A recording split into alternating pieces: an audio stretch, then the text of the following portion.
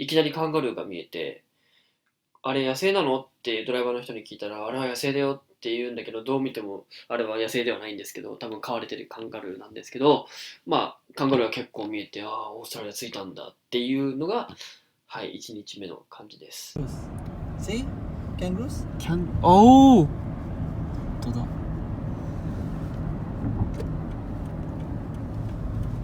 Heaps over there. See? All the kangaroos. You're a lucky person. You can see the kangaroos here. I've never seen that. You never seen that. Yes, my Yeah. first time.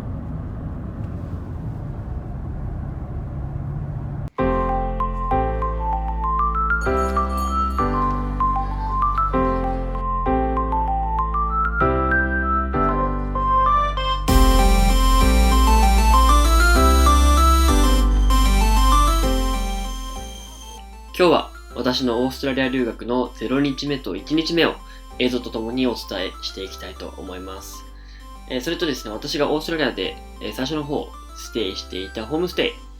イのことなどについてもお話しできればなと思います。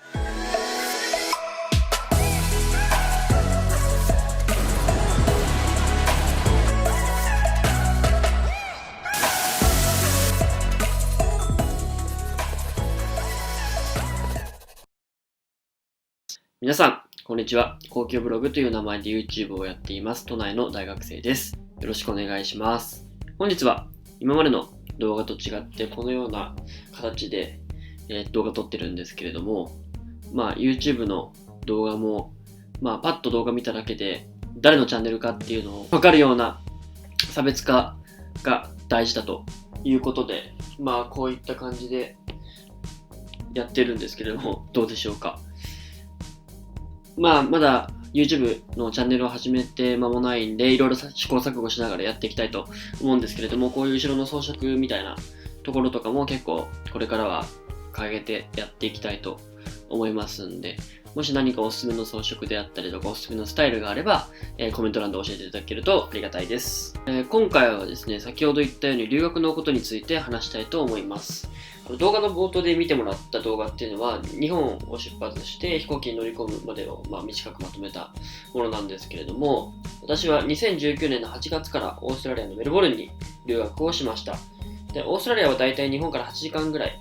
で、自分はシドニー経由で行ったんですけれども、直行便も実際にはあって、比較的メルボルンまでは直行便とかもあったり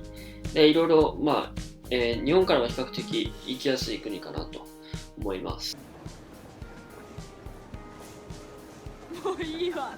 直行便だと到着の時間が結構早かったり夜遅かったりっていうのが多いので、自分はその空港からホームステイの家に行かなきゃいけなかったので、直行便では行かなかったんですけれど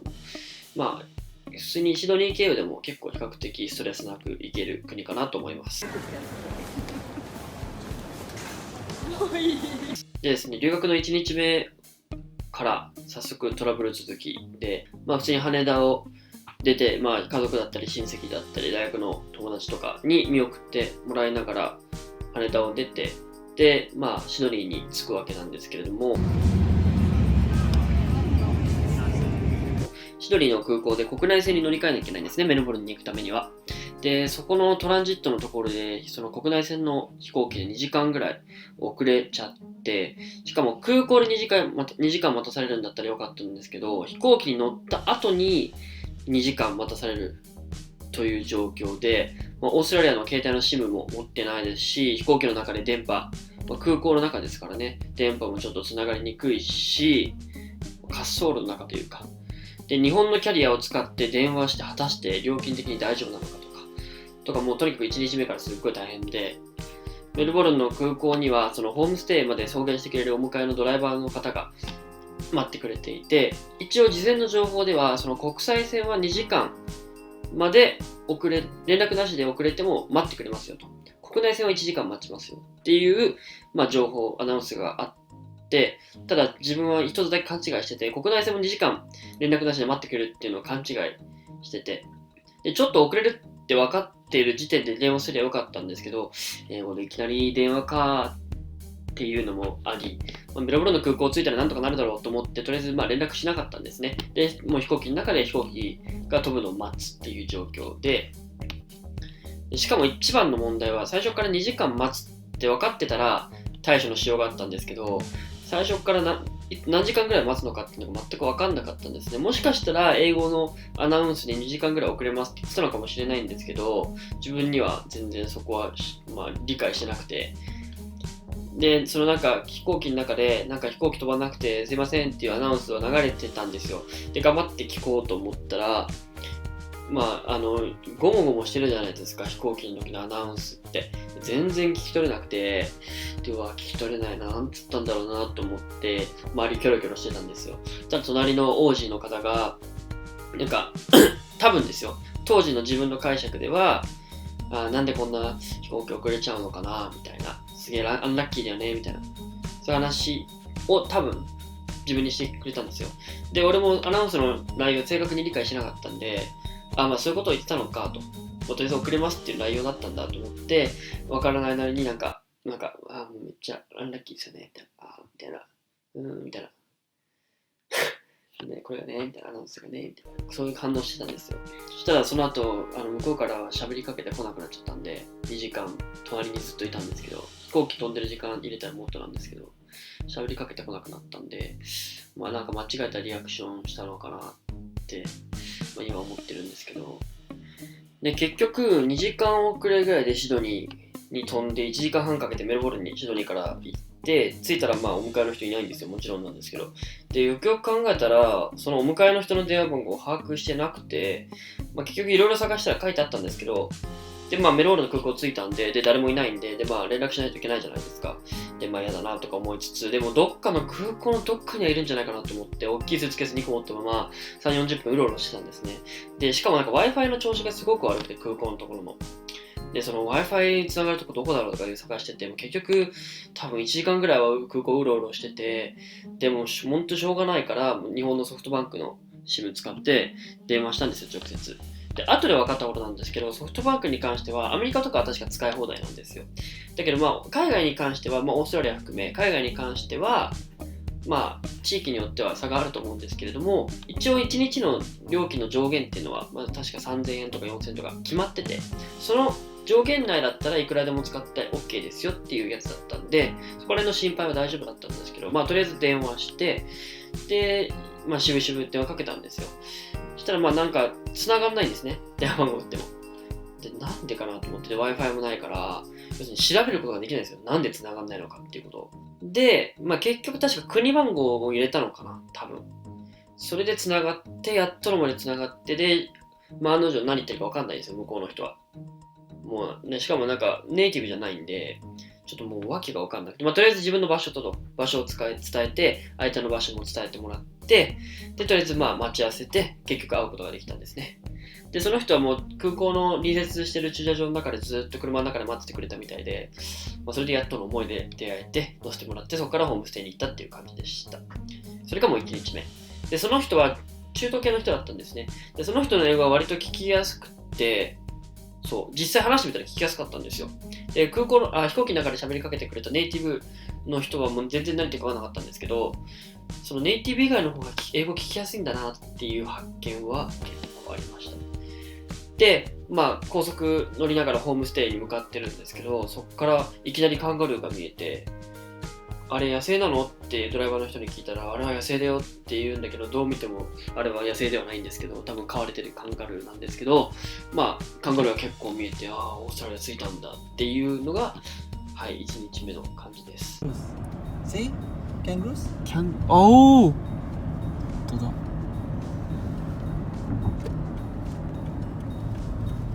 Heaps over there. See? All the kangaroos. You're a lucky person. You can see the kangaroos here. I've never seen that. You've never seen them. Yes, Yeah. my first time.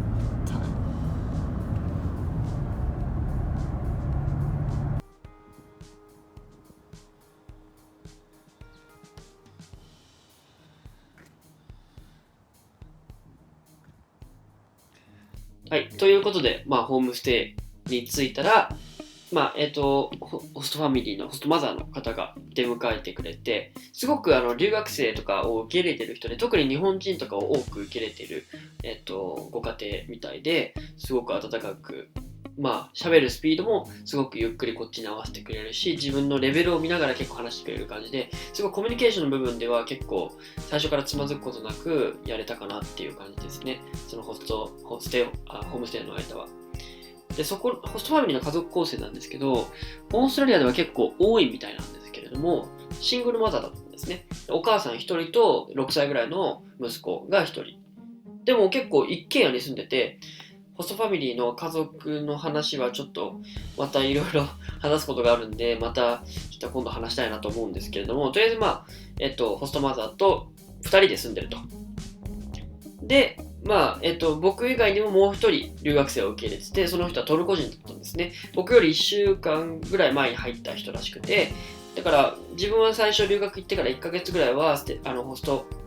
ファミリーと一緒に住んでたんですけど、4人で、計4人、留学生2人とその家族2人の4人で過ごしてたっていう感じですね。で、着いて荷ほどきとかして部屋案内してもらって、ちゃんと鍵とかもついてる部屋で、別に自分はそここだわりなかったんですけど、一応結構綺麗なお部屋で、机とかも用意されて、ベッドも広いのがあって、クローゼットもちゃんとソファーとかもあったり、結構大きい、割と快適なクーラーとかもありますし、結構快適な環境で、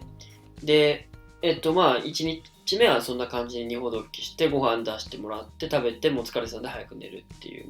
家族とかに電話して寝るっていう感じ。で、日曜日に関しては、別に特にやることもなかったんで、その月曜日から、その留学生活の3日目から学校がスタートしたんで、次の日から学校っていうことでも学校の準備もしつつ、どうやって行くのかなとか調べつつ、それでちょっとシティの方に行ってみようと。ホームステイの場所っていうのは、基本的にメルボルンって CBD っていうシティ、ダウンタウンとそれ以外の場所っていう風な二分がされてて、で、それ以外の場所をサバーブって言うんですよ。サバーブは日本語訳すると、多分田舎みたいな、多分そういう意味なんですけど、田舎っていう意味合いじゃなくて、郊外みたいなイメージ。多分郊外かな。意味合いとしては。サバーブっていうところで、基本的にホームステイをするのは、大体一軒家のお家が多いので、そこら辺はサバーブのところにホームステイっていうのは点在していて、そこに学校とか、僕は学校だったんですけど、留学のエージェントの人がアレンジしてくれて、適当にそこの、留学生を受け入れてくれるホストファミリーのところに割り当てられるっていう感じでした。はい。で、シティまでは20分ぐらいだったんですね、電車で。だからすごく立地的には結構いい場所に入ることができて、日曜日はそんな感じで、明日どうやって学校行くのかなっていう下見も兼ねて、学校までとりあえず行く道で電車乗ってみたりして、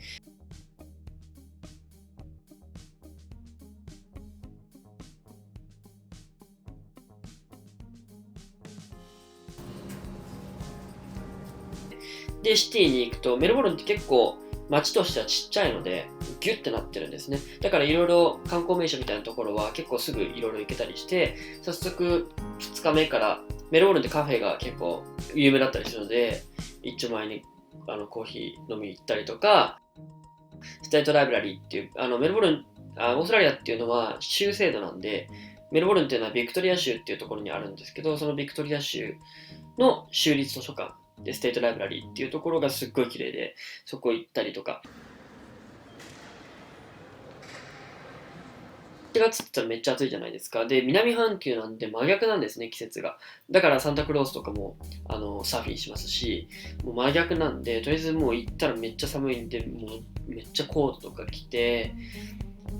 で、ちょっと海外行ってるんで、調子乗ってサングラスとかかけたりして行ったんですけど、そんな感じで、いくつかシティの中ぐるぐる歩き回って、もうそんな感じで、ちょっとテンションずっと上がりっぱなしで、明日から学校かっていうワクワクする気持ちで、家に帰ったらもう夕方ぐらいだったんで、それも早めに寝て、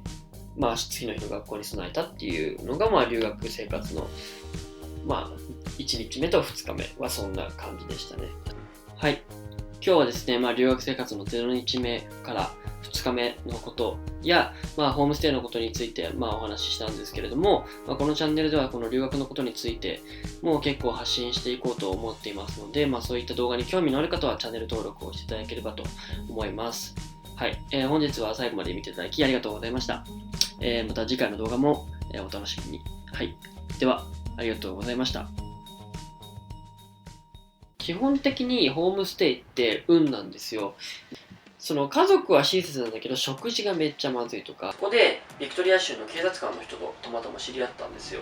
で、今どこに住んでるのって言われて、サンシャインって町に住んでます、ホームステイしてますっつったらめっちゃ驚かれて、マジでみたいな。あそこはめっちゃ危険な場所だよみたいな。